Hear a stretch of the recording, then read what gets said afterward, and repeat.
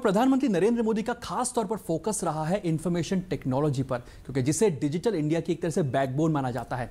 और क्या कुछ इन 3 सालों के अंदर आईटी मंत्रालय के अंदर हुआ है, इस पर बातचीत करने के लिए हमारे साथ मौजूद है खुद आईटी मंत्री रविशंकर प्रसाद जी। सर, आपका बहुत बहुत स्वागत है दूरदर्शन न्यूज़ पर। सबसे पहले समझना चाहेंगे, आप हर साल ये कहते हैं कि हम नए नए चैलेंजेस की तलाश करते हैं। इस पिछले साल की अगर बात की जाए, सबसे बड़ा चैलेंज आपको मिला डीमोनेटाइजेशन के रूप में अगर समझने की कोशिश करें। इनफॉर्मल इकॉनमी एक तरह से अब फॉर्मल इकॉनमी की तरफ आगे बढ़ती हुई दिखाई दे रही है। किस तरह से आपको लोगों का साथ मिला इसके अंदर, और क्या क्या चैलेंजेस आपको इस दौरान रहे इसमें? देखिए, नरेंद्र मोदी जी की सरकार देश के बदलाव के काम करती है, और आज हम देश का शासन ईमानदारी से करते हैं। 3 साल पूरे हो गए। भारत की सरकार के फैसलों में घूस बंद है और एक स्पष्ट निर्देश है, जो काम होना होगा जरूर होगा, जो काम नहीं होना होगा वो नहीं होगा, चाहे कितना भी दबाव दीजिए। और हमें बहुत गर्व है अपने प्रधानमंत्री पर कि आज उनकी अगुवाई में अतीत में कितनी लूट हुआ करती थी, आज ईमानदारी से काम हो रहा है। ये जो आपने नोटबंदी की बात की, डिमोनेटाइजेशन की बात, ये भी उसी दिशा में कदम था कि लोग ईमानदार बने। आज भीम ऐप हमने शुरू किया, 2 करोड़ लोग उसका उपयोग करते हैं। आज लगभग आप समझिए 43 करोड़ बैंक अकाउंट आधार से जुड़े हुए हैं। अभी हमने एक आधार पे को लॉन्च किया है। अब आधार पे क्या है, आज हम नई नई टेक्नोलॉजी, लेकिन उसको बताने के पहले आपको हम एक विषय बताना चाहते हैं। आपने अभी बात की डिजिटल इंडिया। ये digital India, make in India, startup India, skill India, ये क्या है? ये भारत को बदलने के कार्यक्रम है। डिजिटल इंडिया का मतलब ये है कि भारत का आम आदमी आईटी की टेक्नोलॉजी से अपने को मजबूत बनाए, बदलाव करे। ये है डिजिटल इंडिया। अब देखिए कैसे हम काम करते हैं। 125 करोड़ के भारत में 108 करोड़ लोगों के पास मोबाइल फोन है, 35 करोड़ स्मार्टफोन है, 114 करोड़ आधार कार्ड है, अभी 50 करोड़ इंटरनेट है, लैंडलाइन और वायरलेस लेकर के आगे ही बढ़ने वाला है। अब हम कैसे काम करते हैं? हमने 28 करोड़ गरीबों के जनधन अकाउंट खोले, जिनका अकाउंट आज तक नहीं था। हमने उसको जोड़ दिया, मोबाइल से आधार से लिंक कर दिया, और गरीबों की सब्सिडी, मनरेगा का पेमेंट, गैस की सब्सिडी, किरासन की सब्सिडी, राशन का सीधा उनके अकाउंट में भेजना शुरू किया। और हमने 33 करोड़ लोगों को अकाउंट भेजे इस तरह से सब्सिडी के, लगभग 99 स्कीम में, और हमने 50,000 करोड़ रुपए बचाए जो बिचौलिए खा जाया करते थे। क्या मतलब? बेटी पैदा हुई नहीं, वो बड़ी भी हो गई, विधवा भी हो गई, और विधवा पेंशन मिलता था, मनरेगा पेमेंट घपले थे। आज गरीब खुश है, आज गरीब अपने आप को मजबूत फील करता है। देखिए, हम दुनिया में नई नई क्रांति कर रहे हैं। आधार को लेकर दुनिया में यूएन ने रिपोर्ट की है कि इसको तो बाकी देशों को मानना चाहिए। अर्थशास्त्री बोल रहे हैं तो भारत की बहुत बड़ी उपलब्धि है। और दूरदर्शन चूंकि गांव में और छोटे शहरों में बहुत देखा जाता है, थोड़ा मैं आधार के बारे में बताना चाहता हूं। देखिए, ये मेरा आधार कार्ड है। ये क्या है? इसमें मेरी तस्वीर है, मेरा जन्म दिवस है, और मैं एक पुरुष हूं, और पीछे पटना का एड्रेस है। इसमें मेरा धर्म क्या है नहीं लिखा है, मेरी जाति क्या है नहीं लिखा है, मेरे माँ बाप कौन है नहीं लिखा है, मेरी शैक्षणिक योग्यता क्या है नहीं लिखा है, मेरी बीमारी क्या है कुछ नहीं लिखा है। और क्या है? 114 करोड़ हिंदुस्तानियों का आंख की आइरिस और 200 उंगलियां उसमें रजिस्टर्ड है। और इसको समझ लीजिए, मैं जाता हूं देश जाने, और कोई भी नया बनता है तो 10 सेकंड में वो कंपेयर कर लेते हैं। समझ गए आप?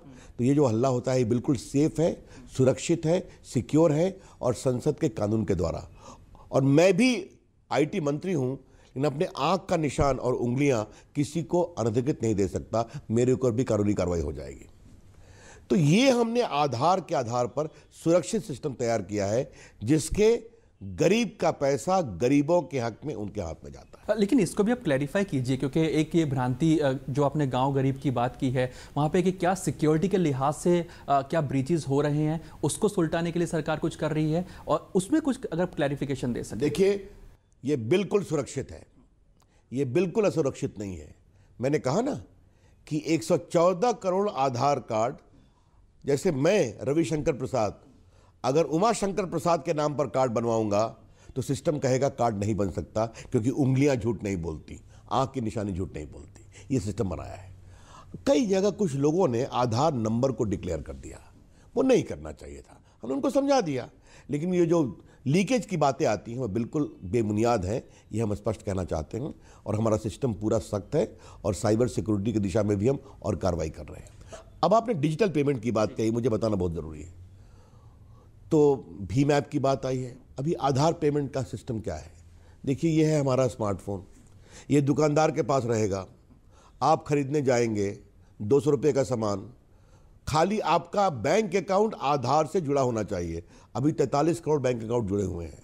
आपने यहाँ जोड़ दिया, यहाँ पर आपका बायोमेट्रिक लटका रहेगा, आपने बटन दबा दिया, 200 रुपया आपके अकाउंट से पेमेंट हो जाएगा, एक पैसा नहीं लगे। और खरीदने वाले के पास में मोबाइल फ़ोन होना ज़रूरी नहीं है। तो आज ये नई सस्ती टेक्नोलॉजी, आधार कार्ड बनाने में 125 रुपये लगते हैं। हम 3 करोड़ लोगों को रोज़ वेरीफाई करते हैं, 0 पैसा, इसमें भी 0 पैसा। तो डिजिटल इंडिया गरीबों के लिए अधिक है, और हम चाहते हैं चाय वाला, पान वाला, ठेले वाला अपने जीवन को अपने मोबाइल फ़ोन, स्मार्टफोन से बदले। इसमें एक चीज़ और समझना चाहेंगे, आपने बात की कि गांव-गांव तक, दूर दराज तक आप पहुंच रहे हैं। एक बड़ा फैक्टर आता है डिजिटल लिटरेसी का। किस तरह से सरकार ये इंश्योर कर रही है कि दूर दराज का जो व्यक्ति रह रहा है गांव के अंदर, उस तक डिजिटली वो लिटरेट हो सके? सरकार उस दिशा में क्या कर रही है? हम IT के द्वारा बहुत बदलाव कर रहे हैं। पहला काम हम कर रहे हैं कि देश के 2.5 लाख ग्राम पंचायतों को हम ऑप्टिकल फाइबर से जोड़ रहे हैं। इसको हम भारत नेट कहते हैं। हमारी सरकार आई थी, नोफन था, 3 साल में 358 किलोमीटर, हमने 3 साल में जोड़ा है 180 किलोमीटर। हम 18 तक इसको पूरा कर देंगे। फिर आपने बात कही डिजिटल लिटरेसी की। हम देश के 6 करोड़ परिवारों को आने वाले 3 साल में डिजिटली साक्षर करेंगे। और हम कैसा उपयोग करें टेक्नोलॉजी का? मैं बिहार से आता हूँ, बिहार के लोग एम्स के लिए आते हैं, तो एक बार रजिस्टर कराओ फिर लौटो। हमने एक बनाया ई-हॉस्पिटल, देश के 73 अस्पताल जुड़े हैं। आप बटन दबाकर अपनी टाइम ले सकते हैं कि मैं ये हूँ, मुझे ये बीमारी है, आपको बुकिंग हो जाएगी, एक डॉक्टर आपके लिए वेट करेंगे। अब तक 53 लाख लोग बुकिंग हो चुकी है। ई नाम क्या है? किसान फसल उगाए, अपनी मंडी में जाने के लिए जाए तो उसको मंडी नहीं मिलती थी, आज हमने जोड़ दिया है। अभी तक लगभग 200 से अधिक मंडियां जुट गई हैं, और आने वाले 2 वर्षों में हम 500 मंडियों को जोड़ेंगे। हम नए ई-स्कॉलरशिप क्या है? 2 करोड़ बच्चों का हमने ई-स्कॉलरशिप का पोर्टल बनाया है। भारत सरकार जितनी स्कॉलरशिप है, आपका नाम है, आपको क्या क्या मिलता है। तो एक प्रकार से टेक्नोलॉजी के माध्यम से आम आदमी को क्या सहूलियत मिले। आपने देखा होगा एक और है सॉइल हेल्थ कार्ड, कि किसान के खेती का, मिट्टी का स्वास्थ्य कैसा है, वो बनाया जा रहा है। तो हमारे प्रधानमंत्री का निर्देश ये है कि इंफॉर्मेशन टेक्नोलॉजी से आम आदमी, गरीब आदमी, विद्यार्थी का जीवन कैसे सुधरे। ये जो जैम बनाया हमने, जनधन आधार मोबाइल, आपने देखा 50,000 करोड़ रुपए बचे। ये जनता के पैसे थे जो बिचौलिए खा जाया करते थे। तो ये हम एक बहुत बड़ी डिजिटल इंडिया के माध्यम से क्रांति कर रहे हैं। चलिए रविशंकर प्रसाद जी, इस पर चर्चा हम जारी रखेंगे और एक छोटा सा ब्रेक लेते हैं, और ब्रेक के बाद जब लौटेंगे तो ये जानने की कोशिश करेंगे कि डिजिटल इंडिया जिस तरह से आगे बढ़ रहा है, साइबर सिक्योरिटी के लिहाज से सरकार क्या कुछ कर रही है, इस पर भी बात करेंगे। बने रहिए इस खास पेशकश में। प्रधानमंत्री ग्राम सड़क योजना ने हम गांव वालों के लिए तरक्की के रास्ते खोल दिए।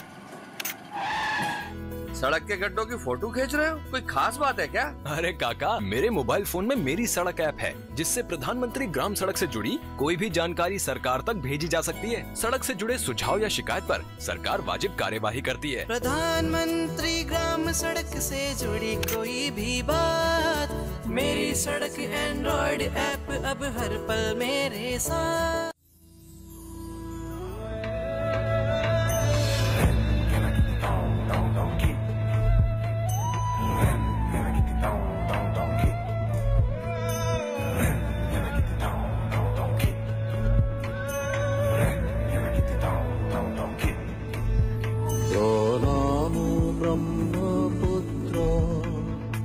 नमामि ब्रह्मपुत्र, कभी शांत बहे कभी रुद्र, पल पल एक नया चित्र।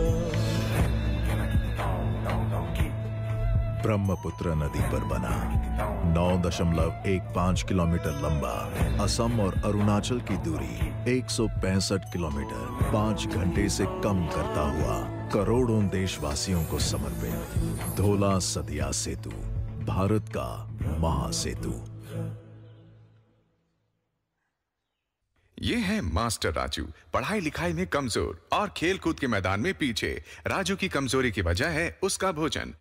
राजू की मां खाने में इस्तेमाल करती है साधारण नमक। डॉक्टर बताते हैं कि आयोडीन की कमी से बच्चे के शारीरिक और मानसिक विकास में बाधा पहुंचती है।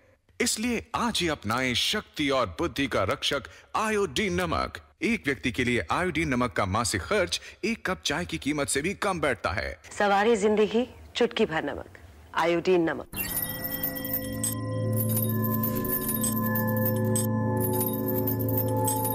सफलता के लिए चाहिए बंधनों से मुक्ति।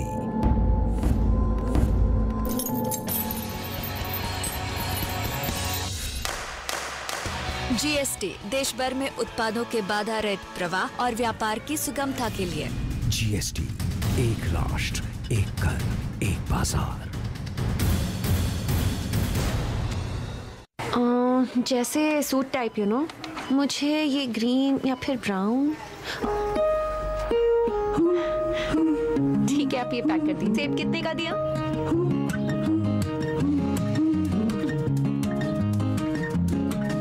बच्ची को संतरा ही पसंद है, यही दे दीजिए। अगर आप माँ बनने वाली हैं, तो HIV टेस्ट जरूर करवाएं। बच्चे को HIV से बचाने के लिए जल्द ही पता लगाना और वक्त पे दवाई दिलवाना जरूरी है। करें वही जो बच्चे के लिए हो सके। हर सरकारी अस्पताल के ICTC में HIV की जांच एवं सलाह मुफ्त और गोपनीय है। आप सबको सादर प्रणाम। 26 मई 2017 को भारत के माननीय राष्ट्रपति सामाजिक और कमजोर वर्गों के क्षेत्र में उत्कृष्ट कार्य करने वाले को डॉक्टर भीमराव अंबेडकर पुरस्कार प्रदान करने वाले हैं। भारत सरकार ने अंबेडकर जी की जन्मभूमि, शिक्षा भूमि, दीक्षा भूमि, परिनिर्वाण भूमि और अंतिम संस्कार भूमि को पंचतीर्थ के रूप में घोषित किया है। अंबेडकर जी की जयंती को समरसता दिवस के रूप में मनाने का निर्णय लिया है। 26 नवंबर को संविधान दिवस मनाने का निर्णय लिया है। अंबेडकर जी की याद में 125 रुपये और 10 रुपये का सिक्का जारी किया है। डाक टिकट भी जारी किया है।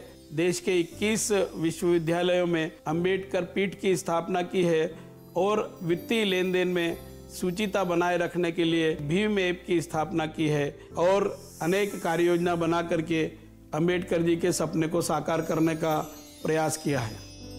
प्रधानमंत्री ग्राम सड़क योजना ने हम गांव वालों के लिए तरक्की के रास्ते खोल दिए।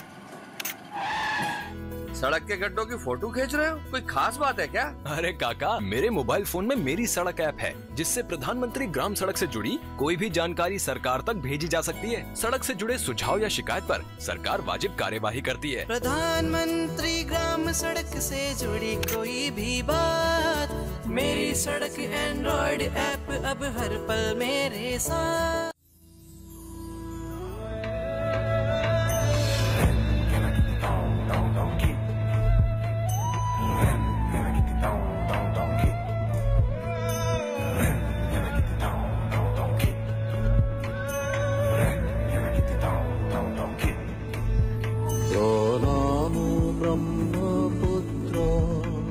नमामि ब्रह्मपुत्र, कभी शांत बहे कभी रुद्र, पल पल एक नया चित्र। ब्रह्मपुत्र नदी पर बना 9.15 किलोमीटर लंबा असम और अरुणाचल की दूरी 165 किलोमीटर 5 घंटे से कम करता हुआ करोड़ों देशवासियों को समर्पित धोला सदिया सेतु, भारत का महासेतु।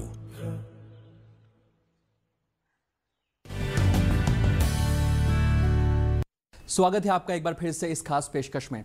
रविशंकर जी समझना चाहेंगे, ऐसा कहते हैं कि science is a good servant but bad master. Technology जिस तरह से आगे बढ़ रही है, साइबर सिक्योरिटी का खतरा भी उतना बढ़ते चले जा रहा है। उस दिशा के अंदर सरकार क्या कर रही है? देखिए, हमारे प्रधानमंत्री जी ने एक बात कही थी, साइबर युद्ध रक्त विहीन युद्ध है। Cyber war is bloodless war.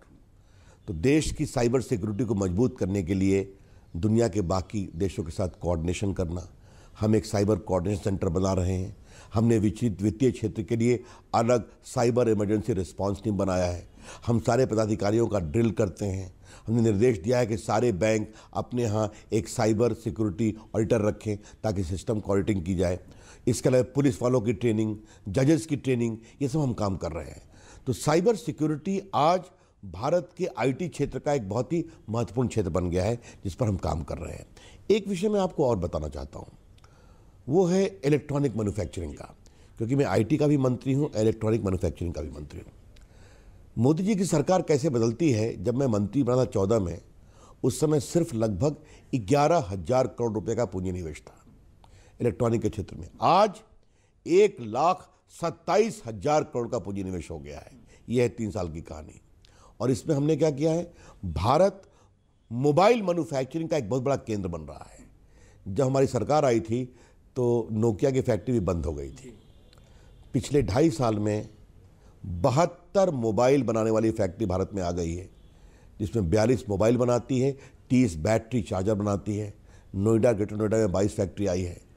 और दूरदर्शन के दर्शकों को जानकर खुशी होगी कि 15-16 में 12 करोड़ मोबाइल फ़ोन बने हैं और अगले साल वो 17 करोड़ होने वाले हैं। और 19,000 करोड़ से 54,000 करोड़, अब ये 1 लाख करोड़ होगा। और दुनिया की सारी कंपनियां भारत में हैं और हमने कहा भारत के लिए बनाओ और भारत से बना करके पड़ोसी देशों में बेचो, बाकी कंट्रीज़ में भेजो, अफ्रीका में, मिडिल ईस्ट में। तो आज ऑटोमोबाइल इलेक्ट्रॉनिक्स है, डिफेंस इलेक्ट्रॉनिक्स है, मेडिकल इलेक्ट्रॉनिक्स है और इसमें लाखों लोगों को नौकरी मिल चुकी है। एक मुझे और आपके दर्शकों के लिए बात बतानी है। जब मैं मंत्री बन के बेंगलोर गया था तो वहाँ पर नौजवान बच्चों ने मुझसे कहा कि रवि जी कुछ ऐसा करिए, यूपी बिहार के बच्चे थे, कि हम अपने गाँव में लौट सकें। और मुझे ये बात बहुत छू गई और हमने कहा छोटे शहरों में BPO कॉल सेंटर 48,000 सीट चुना, 1 लाख हम सब्सिडी देते हैं। तो छोटे शहरों में नौजवानों के लिए आईटी में काम करने का अवसर, ये मोदी जी की सरकार की एक बहुत बड़ी उपलब्धि है। ये अभी सिर्फ 20,000 सीट हुआ है, आगे और जाएगा। तो छोटे शहर पर कॉस्ट भी कम आता है। लेकिन बड़ी बात क्या है, आईटी के माध्यम से निचले स्तर पर किसानों का विकास, बेटियों का विकास। एक काम और DG गांव खोलने जा रहे हैं। DG गांव क्या है, 1,000 DG गांव, जहां पर गांव में एक आपके सोलर पावर की बिजली होगी, एक वर्चुअल क्लास रूम होगा, आपके वर्चुअल हेल्थ रूम होगा, उसे हम जोड़ेंगे शहर के अस्पताल से, अच्छे कॉलेज से।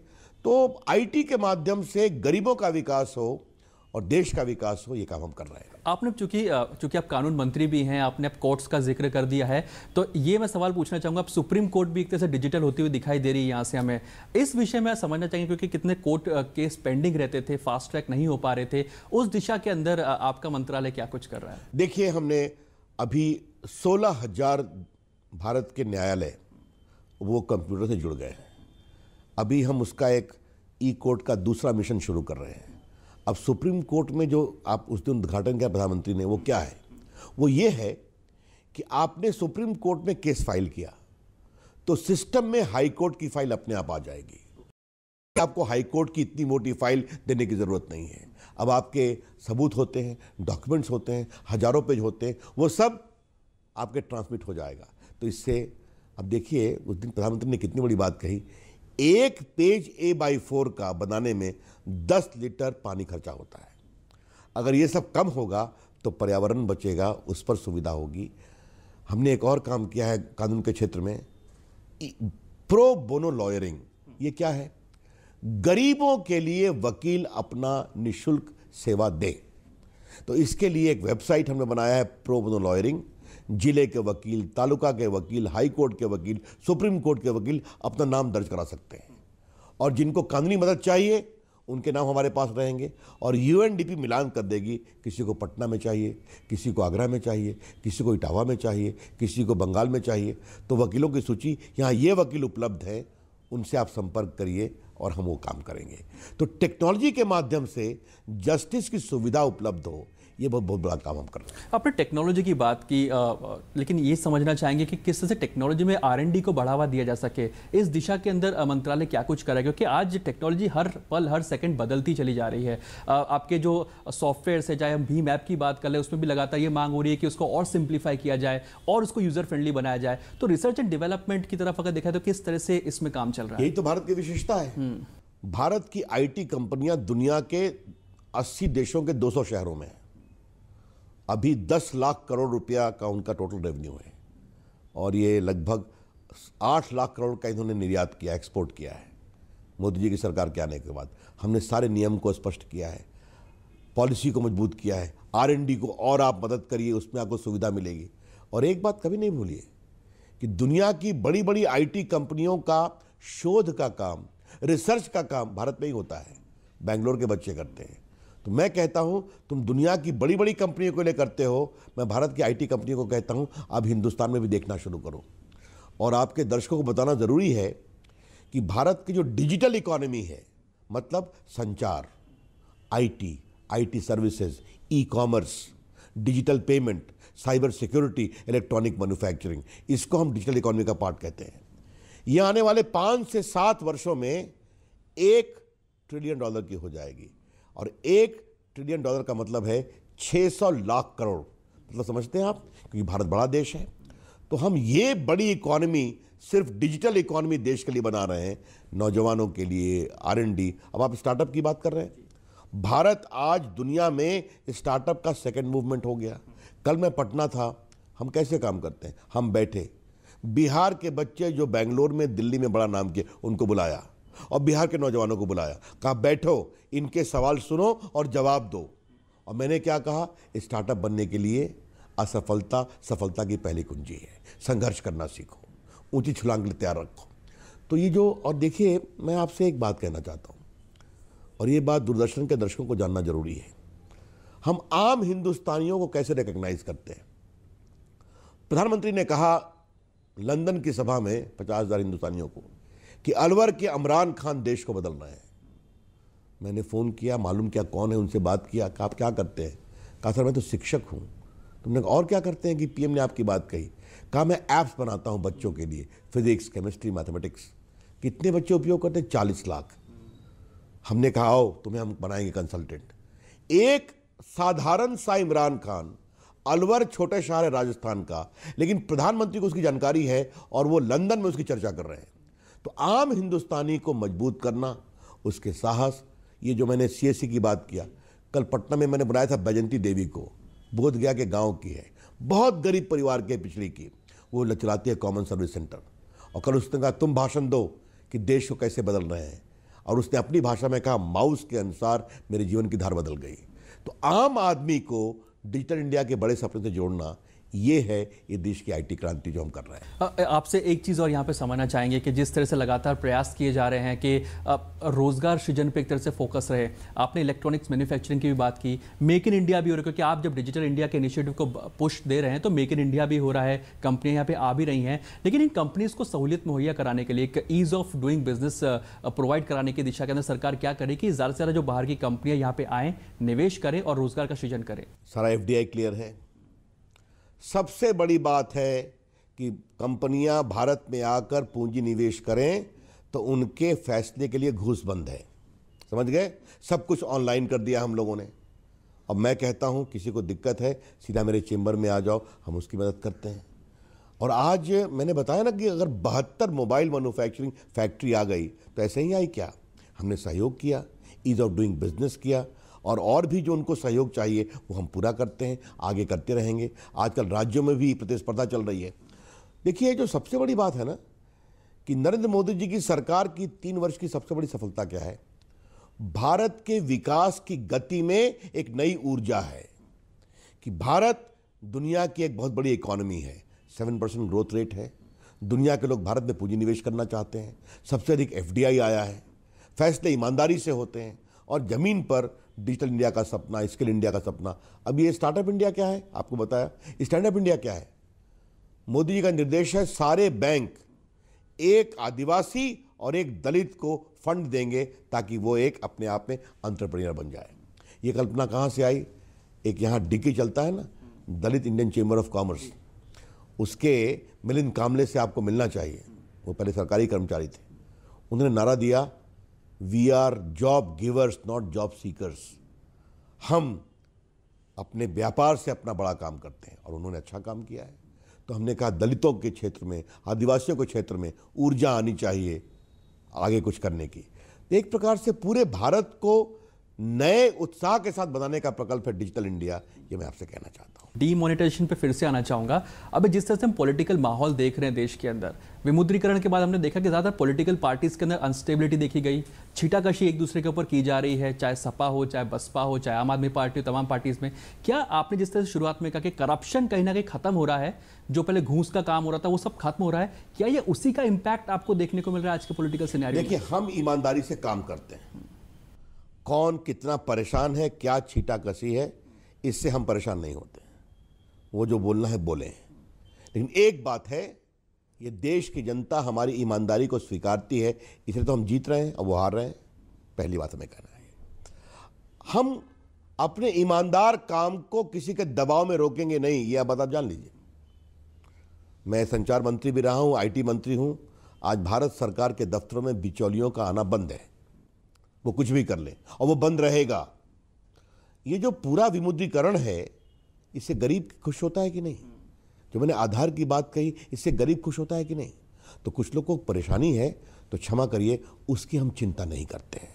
हम देश के लिए काम कर रहे हैं और देश के लिए काम करते रहे। ट्रिपल तलाक को लेकर के कई आवाज़ें उठ रही हैं, महिलाएं लगातार कह रही हैं कि ये चीज़ गलत है, नहीं होनी चाहिए एक तरह से। क्या सरकार का क्या पक्ष है इस पूरे मैटर को लेकर के, इसको समझने की कोशिश? देखिए, पहले आप एक बात समझिए, 3 तलाक का विषय मुस्लिम समाज की पीड़ित महिलाएं सुप्रीम कोर्ट गई और इसकी संवैधानिकता को उन्हें चुनौती दी। भारत सरकार को नोटिस हुई कि भारत सरकार का स्टैंड क्या है, और मोदी जी की अगुवाई में हमने बहुत फर्म स्टैंड लिया है। और हमारे सोच के 3 बिंदु हैं। ये सवाल न धर्म का है, न जाति का है, न समुदाय का है, न संप्रदाय का है। ये सवाल है नारी न्याय, नारी गरिमा, नारी समानता, gender justice, gender dignity, gender equality. और इसके 3 स्टैंड हैं। भारत के संविधान बने 70 साल हो गए हैं। हम मौलिक अधिकार की बात करते हैं, जिसमें महिलाओं के खिलाफ विभेद नहीं होना चाहिए। क्या 70 साल के बाद मुस्लिम समाज की 7-8% महिलाएं, जो भारत की आबादी का अंग है, इस स्थिति में रहेंगी कि आपने कहा तलाक तलाक तलाक और शादी खत्म? 3 तलाक की सबसे अधिक पीड़ित गरीब महिलाएं हैं। यूपी बिहार में सबसे अधिक है और बाकी जगह भी है। दूसरी बात हमने कही है, हम आस्था का सम्मान करते हैं, पूजा का सम्मान करते हैं, लेकिन कुप्रथा पूजा का अंग नहीं हो सकती। कोई हिंदू कहेगा कि मैं दलित के साथ छुआछूत करूंगा क्योंकि मेरी पूजा के लिए जरूरी है, छुआछूत करना असंवैधानिक है। इसीलिए आप किसी प्रथा के नाम पर अपनी आस्था का कुसम्मान नहीं कर सकते। और तीसरी बात हमने कही है कि दुनिया से 20-22 देशों में, मुस्लिम देशों में, सऊदी अरेबिया है, इजिप्ट है, मोरक्को है, इंडोनेशिया है, आपके ट्यूनीशिया है, पाकिस्तान है, अफगानिस्तान है, बांग्लादेश है, 3 तलाक को आपने नियंत्रित किया है। तो अगर आप मुस्लिम बहुल देशों में 3 तलाक को नियंत्रित कर सकते हैं, भारत एक सेकुलर मुल्क है, धर्मनिरपेक्ष मुल्क है, यहाँ पर सबको समानता का अधिकार है। ये हमारे 3 स्टैंड हैं। हाँ, मैं आज आपके माध्यम से एक पॉलिटिकल सवाल जरूर उठाऊंगा कि देश की जो बड़ी बड़ी महिला नेत्रियां हैं, सोनिया गांधी जी, मायावती जी, प्रियंका गांधी जी, वो खामोश क्यों हैं? बाकी पार्टियां खामोश क्यों हैं? क्या 3 तलाक की पीड़ित महिलाएं को न्याय मिले, ये उनका दर्द है कि नहीं? ये होना चाहिए। बाकी सुप्रीम कोर्ट में सुनवाई चल रही है। और एक बात आप कभी नहीं भूलिए, मोदी जी की सरकार ने बेटी बचाओ बेटी पढ़ाओ बड़ा आंदोलन किया, सुकन्या समृद्धि योजना पोस्टल का। तो बेटी का सम्मान, नारी का सम्मान, ये मोदी जी की सरकार की प्रायोरिटी है। और मुझे याद है जब वो हरियाणा में थे तो उन्हें एक बात कही थी, अगर बेटी नहीं बचाओगे तो बहू कहाँ से लाओगे? तो ये जो बेटी बचाओ बेटी पढ़ाओ का बड़ा सपना है, उसी के अनुसार 3 तलाक पर, नारी उत्पीड़न पर हम लोगों ने स्टैंड लिया है और नरेंद्र मोदी जी की सरकार 3 तलाक की हर पीड़ित महिला के साथ मजबूती के साथ खड़ी है और उनके पक्ष में सुप्रीम कोर्ट में अपनी बात कहेगी। चलिए, उम्मीद करते हैं आपकी कामना पूरी हो और आप कामयाब हो। हमसे बात करने के लिए बहुत बहुत शुक्रिया। बहुत बहुत धन्यवाद।